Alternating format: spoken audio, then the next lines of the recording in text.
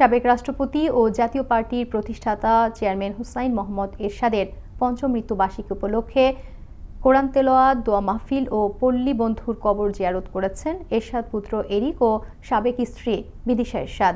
শনিবার বিকেলে নগরীর পল্লী নিবাসে সাংবাদিকদের সাথে মতবিনিময়কালে কথা জানান তারা। এ সময় বিদিশা এরশাদ কোটা নিয়ে প্রধানমন্ত্রীকে সাধুবাদ জানালেও জাতীয় পার্টির উপর ক্ষুব্ধ প্রতিক্রিয়া ব্যক্ত করেছেন।